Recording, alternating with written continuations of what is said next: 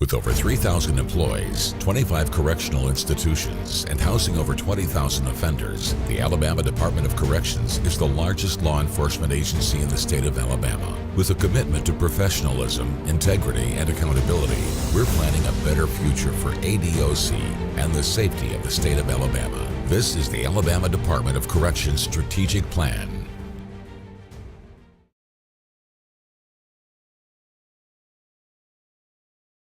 Numerous challenges that revolve around inmate population, staffing, and infrastructure, all of which impact our ability to provide effective rehabilitation programs. In addition to these challenges, we are committed to improving the department's ability to perform our mission, and that depends on a healthy organizational culture. Our staff deserve to work in an environment where leaders motivate, engage, and encourage the men and women serving under them to feel valued with a strong sense of purpose. Accordingly, we have framed our strategic plan around these 4 focus areas: staffing, infrastructure, programming, and culture. By concentrating our efforts in these areas, the ADOC can transform into a more effective correctional agency. I'm Associate Commissioner Matthew Brandt. The goal of Focus Area 1 is to be fully staffed with high-quality professionals working in the security, medical, and other non-security fields of the ADOC. This area of the plan will focus on ways to recruit, retain, and grow our workforce through better compensation and improved workplace conditions.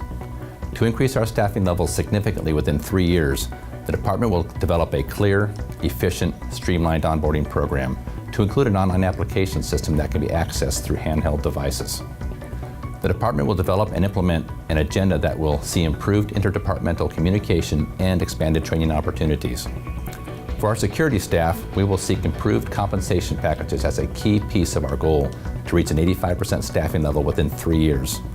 We will also procure email accounts for all 1,200 plus correctional officers, in addition to conducting staff satisfaction surveys, reduce mandatory overtime, and seek legislative help for additional pay incentives.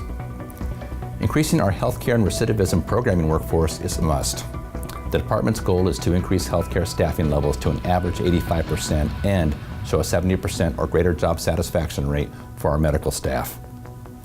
For our non-security workforce, which is approximately 1/3 of the total force, our staffing goal is to increase our employment rate to 95%. Our people are our #1 priority. We will work as hard as we can to recruit and retain as many employees as possible. Hello, I'm Jenny Abbott, Director of Facilities Management. Focus Area 2 will examine what short and medium-term repairs and other maintenance should be accomplished and what long-term measures, including new prison construction, should be pursued.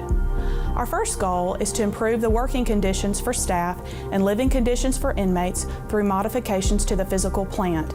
This will include the development of a preventive maintenance pilot program at Donaldson Correctional Facility with the intent to expand across the department if successful. Goal B focuses on more effectively utilizing the infrastructure to maintain security of inmates in a humane manner. The cornerstone of this goal is the ADOC's intent to construct 3 large regional correctional complexes that will meet a variety of correctional missions.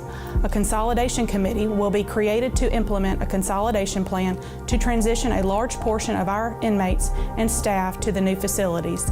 This committee will also develop a plan to repurpose some of the closed facilities.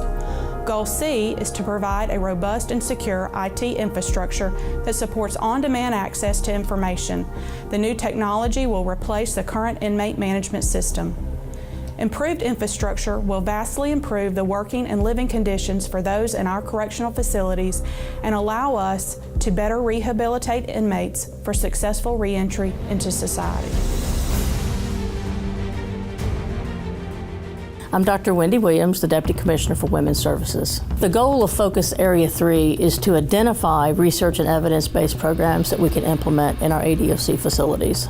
It's very important to use gender-based classification systems and tools in the correctional environment. For the male population, the Ohio Risk Assessment, or ORAS, is used in our department now to evaluate the needs of the male inmate upon intake. In the women's population, the Women's Risk Needs Assessment, which is gender responsive to the female inmate, is utilized to assess the needs of the female inmate upon intake. Another reason that gender-based classification systems are important is because the pathways that both the male and female inmates have traveled that led to criminal behavior are often very different. So recognizing the difference in those pathways and in the male and females themselves, it's important to have a needs assessment that can account for those differences so that we can make sure that we are adequately identifying the needs of each inmate. We have chosen to use research or evidence-based programming because there's evidence that the programs were successful in other correctional settings.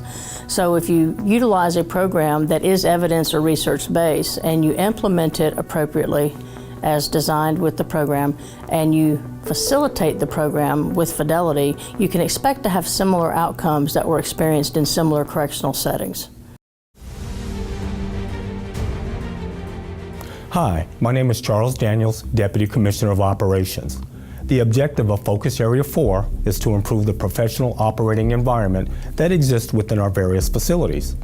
Improving the ADOC operating culture will be done through the development and implementation of a strategic communication plan, the continued expansion of a holistic leadership development program, and added staff wellness policies, procedures, programs, and by improving our infrastructure. The communications plan will be a top-to-bottom analysis on how the ADOC can better communicate down and in to its own staff, as well as how it can best communicate up and out to other agencies and the public at large. A key recommendation to help improve internal communications is for the department to mandate pre-shift briefings in selected facilities, assess their effectiveness, and if successful, broaden to the rest of the state facilities.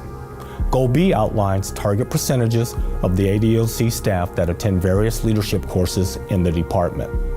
The final goal outlines various ways that the ADOC can improve staff wellness. These include developing a correctional worker wellness program, correctional wellness points of contact, along with an annual ADOC Employee Wellness Day. The wellness program will also include new health and wellness areas in our correctional facilities for staff to exercise, receive nutritional wellness, and stress-reducing training. We cannot simply hire more staff, create more programs, and improve our infrastructure. We must have a positive, healthy work climate to create conditions to exploit the benefits created by pursuing the other three focus areas.